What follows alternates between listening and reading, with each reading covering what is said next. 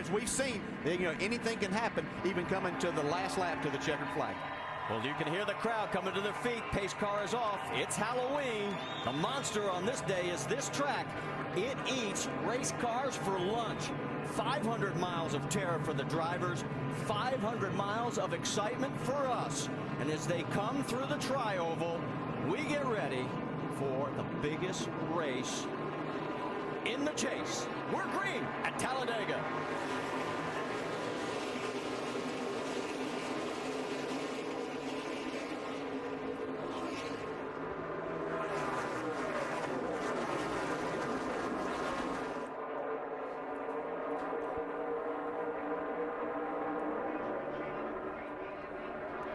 Coming out of 2, you notice Jamie McMurray pulled high and sort of to fall back. There you see him on the high side there. Got to think that's some kind of strategy on his part, Dale. Yeah, absolutely. We're going to see different drivers do different things, but Jamie feels like they're dropping back and hanging out. This is a long, long race. That gives him the best opportunity to be there when it matters. How about front row Joe up on the outside there, coming through 3 and 4? Nemechek in the 87, planning to go the distance today. Both of his cars did make the show. Jeff Fuller in the other one, and we told you he fell to the back. No cars went to the rear, and here we go as we get ready to go past lap number 1. We're going to have 3 wide in multiple sections of the track. Yeah, they started out 2 wide. That didn't last very long. As you can see, 3 wide all the way back from about 3rd spot on. That's great to see Joe Nemechek lead that first lap. Look at him out front. Now he's hung out in the middle.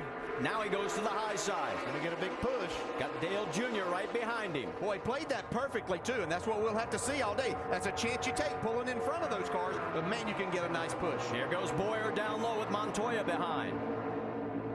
Now Nemechek slides up higher. Here goes Jr. He's going to go around him. Yeah, and here comes Kevin Harvick. We know he wants to try to lead this race early and a lot. Coming through the tri-oval for lap number 2. And we'll have our second official leader. It'll be Dale Earnhardt Jr. Could it be at the stripe? Well, it could be. Kevin Harvick got those 5 points. That's how quickly it can change. It might change 3 times before they get back. See Junior making a move on the inside, coming back on him. Saw how far Nemechek, he's back about 7 rows now. I think Kevin Harvick has established that he is one of the best restrictor plate drivers out there right now. See Denny Hamlin all the way down below the double yellow line, which is out of bounds, but he wasn't advanced in his position. He's headed towards the back to hang out. Well, he said that if he couldn't get up front, he was going to slide back. There he is, and we already knew Jimmy Johnson was going to go back to the back and sort of lay back there and let things sort out. So there they are, nose to tail. Meanwhile, Kevin Harvick, as you can see, we're going to have another lead change. Here comes Clint Boyer and Dale Earnhardt Jr., and Jr. leads that lap. 3 leaders in 3 laps. I don't know if it's possible. We could have 188 lead changes. Obviously, we don't have that many different leaders. Kurt Busch now in second, right behind Jr. Here comes Clint Boyer. He's got 2 cars helping him. Montoya and Harvick. See just how quickly all of this changes. Harvick looked like he was going to drop back maybe outside the top 10. He got a nice push, got his momentum going back forward. See, Boyer stretches out a little bit. That may give Montoya the opportunity to come back and make a pass before they get back to the line again. Coming to the stripe. Who's going to lead? Lap number 4. Officially, Clint Boyer. No, how about officially Montoya? Let's update. Jeff Fuller has taken his car behind the wall. Meanwhile, we've got 3 wide in the middle of this field.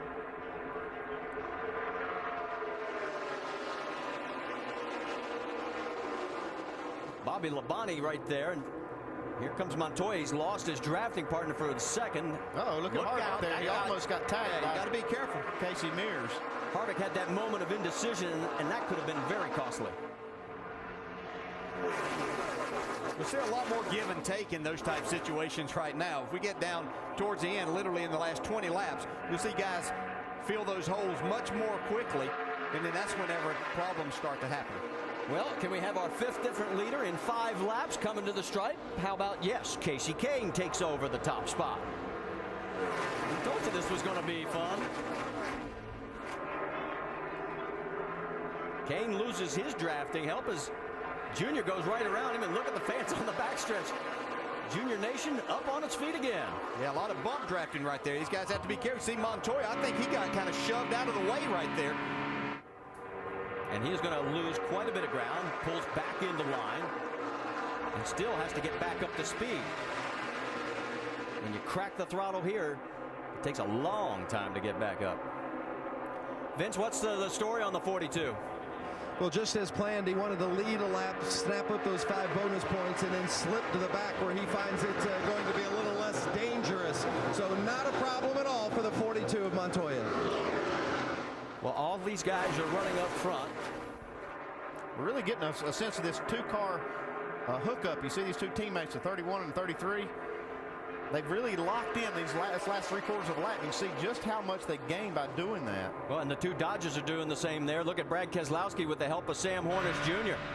The key here is you got to stay really, really locked up. Even a foot between the cars can really raise the drag of the cars up enough that they won't really shoot forward like you see this. They have to be really touching each other. And Andy, people might say, well, then why don't they stay like that for a long period of time? But it can't do that. No, they can't. The engine will run hot. You can see that grill opening is just, you see Clint Boyer right there behind Jeff Burton. And that thing is just basically shut completely off. Jeff Burton gets credited with leading that lap. 6 different leaders now, 7 lead changes. See, now this is a really good strategy here.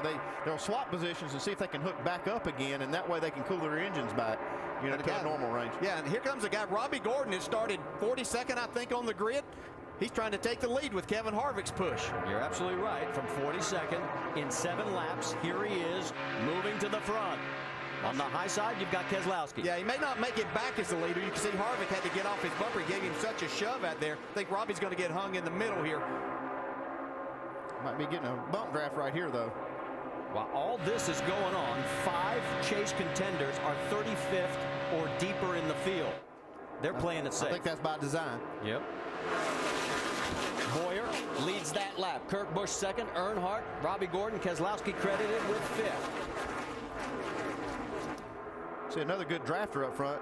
See that 55 in that top lane. 3rd car back, Michael Walker. Doesn't get a lot of seat time lately, but he's really good on these restrictor plate tracks. Yeah, I was talking to Michael the other night at a function. He and Darrell had to raise money, and he was really excited about his opportunity to come in here with an opportunity, what he felt like, to win the race. I just hope he isn't dressed like he was yesterday. Me too. For anybody who didn't see, they had a Halloween costume and a little shuffling there. Mrs. Howell from Gilligan's Island. That's right, I said Mrs. See, Keselowski going to try to get the lead here at the line. He does it. Yep, Brad's going to take the lead. So Keselowski now our 8th different leader. 9 lead changes in 9 laps. On board with Clint Boyer. You just can't lead 2 laps in a row at the start-finish line. Just incredible what these cars do in the draft. The cars are so big, they make such a big hole in the air that it's just hard for anybody to stay out front. There's a big vacuum behind these groups of cars, and it just pulls all these other cars up front. See Michael Walker there giving Sam Hornish a big push. They got a nice lead there. If he can stay on his bumper, Sam should be able to lead this lap. That's how it's done right there. We'll watch him hang him out here in just a minute. Michael will want to lead this before long. So Sam becomes our 9th different leader, our 10th lead change in 10 laps. There were 8 different leaders by lap 10 back in April. Sounds like we're on pace for another record day at Talladega.